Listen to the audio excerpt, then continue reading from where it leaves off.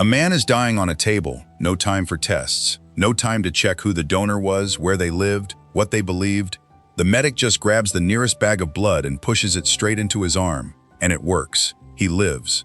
Not because of luck, because of two words on that bag: O positive. Right now, that same blood is running through your veins, or the veins of someone you love, and almost none of you know why it's there. You didn't choose it. You didn't earn it. It was handed to you by ancestors who fought a war you've never heard of, against an enemy you can't see, using a weapon you can't even feel working. And they won. That's the only reason it's sitting in your body right now, doing a job you have no idea it's doing. Because your blood type isn't random. It's not decoration. It's a scar, proof of a battle. And if you carry O positive, that scar is hiding one of the darkest, strangest secrets in human biology. One your doctor has probably never even mentioned to you. Let's start with what a blood type actually is, because most people get this wrong. It's not about the blood being a different color, or thicker, or stronger. A blood type is a label, a set of tiny markers, called antigens, sitting on the surface of your red blood cells. Think of them like flags planted on every single one of your 10 billion red blood cells. Type A has one flag. Type B has a different flag. Type AB has both. And Type O? Type O has no flag at all. That's it. That's the entire difference between you and someone with a different blood type. A handful of sugar molecules stuck to the outside of a cell. So why would evolution care about a flag? Because your immune system cares. Desperately.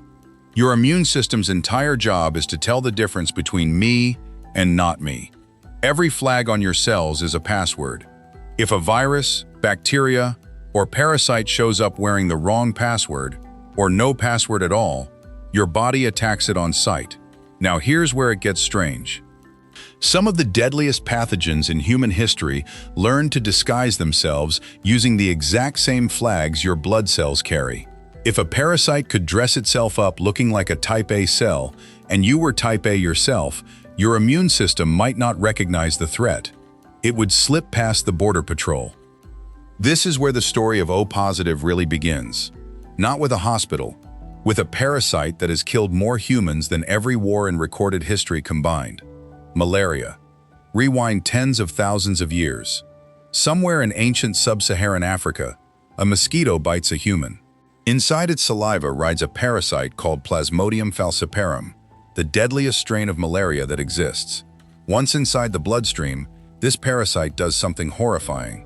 It hijacks red blood cells, forces them to clump together inside tiny blood vessels, and starts choking off blood flow to the brain.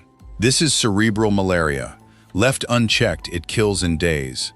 But researchers studying blood samples noticed something strange. People with Type O blood were dying from this at dramatically lower rates than people with Type A, B, or AB. Why? Because the parasite's clumping trick depends on those exact same antigen flags, the ones Type A, B, and AB cells carry. Type O cells with no flags at all are much harder for the parasite to grab onto. The infected cells can't clump as effectively. The blockages in the brain are less severe. In other words, in a landscape thick with mosquitoes and one of the most lethal parasites on the planet, having no flag wasn't a disadvantage, it was armor. Now play this forward across thousands of generations. Every person who happened to carry Type O blood had a slightly better chance of surviving a malaria outbreak into adulthood, a slightly better chance of surviving long enough to have children. And those children inherited the same protection. Meanwhile, people carrying Type A or Type B in the hardest-hit malaria regions were dying younger, more often, before they could pass on their genes. This isn't a dramatic, sudden shift.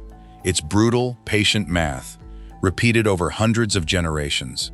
A tiny survival edge, compounding, generation after generation, until an entire population starts tilting toward one blood type. That's not a coincidence. That's natural selection, written in blood. And it explains something that still holds true today.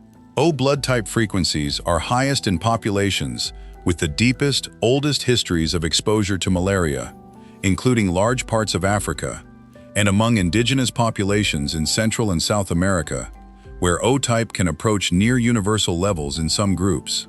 Your blood type isn't just genetic trivia. It's a fossil record, written not in stone, but in your own cells. But we've only told half the story. We've explained the O. What about the positive? That plus sign refers to something completely different, a separate marker called the Rh factor, discovered decades after the ABO system. About 85% of people carry it. That's what makes them positive. The rest, the Rh negatives, are missing it entirely. Here's the strange part. Scientists still aren't fully certain why the Rh factor exists at all. One leading theory ties it back to something ancient too, possibly linked to Neanderthal DNA that mixed into the human gene pool tens of thousands of years ago when our ancestors interbred with them in Europe and Asia before Neanderthals disappeared. So when someone says, "I'm O positive," they're actually carrying two separate ancient stories stitched together, one shaped by a war against malaria in Africa, the other possibly inherited from a different species of human that no longer exists anywhere on Earth except inside us.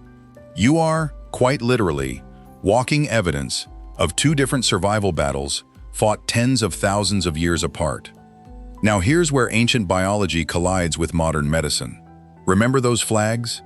A person with type A blood has anti-B antibodies ready to attack anything carrying the B flag. Type B has the reverse. Type AB has neither antibody, so they can technically receive almost anything, but they can only donate to other ABs. Type O has no flags at all, which means when O blood enters someone else's body, there's no flag for their immune system to detect and attack. This is why O negative is called the universal donor. It can go into almost anyone, in almost any emergency, without a match. And O positive, while not quite universal for every recipient, can still be given to the roughly 85% of people who are Rh positive themselves, which is exactly why it's the blood type most hospitals stockpile and reach for first in a crisis. Think about that. A trait that once meant the difference between surviving or dying from malaria in ancient Africa is the same trait now hanging in blood bags in hospitals worldwide, ready to save a stranger's life in the middle of the night. But here's the part most people never hear. The same trait that protected your ancestors from malaria may come with a price today. Multiple studies have found that people with type O blood tend to have measurably lower levels of a clotting protein called von Willebrand factor. That's part of why O blood clots slightly less efficiently than other types. For most of human history, that trade-off didn't matter much. But researchers have also found associations between blood type and modern risks.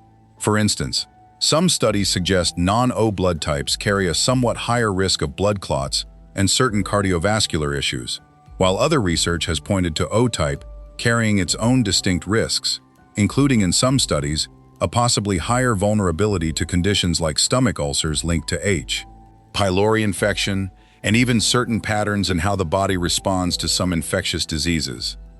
The evidence isn't identical across every study, and scientists are still working out exactly how much of this is causal versus coincidental.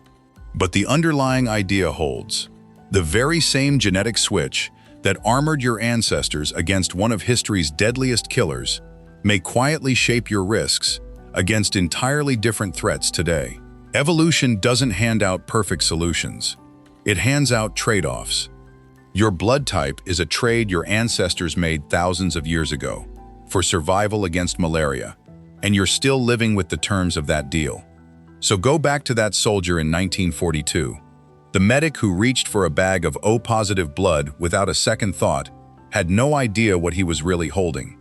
He wasn't just holding a bag of blood. He was holding the end result of a war that started tens of thousands of years earlier, fought not with weapons, but with mosquitoes, parasites, and cells too small to ever see. A war where the winners weren't the strongest, or the fastest, or the smartest. They were simply the ones with no flag to give the enemy something to hold on to. Next time someone asks your blood type, you're not just answering a medical question.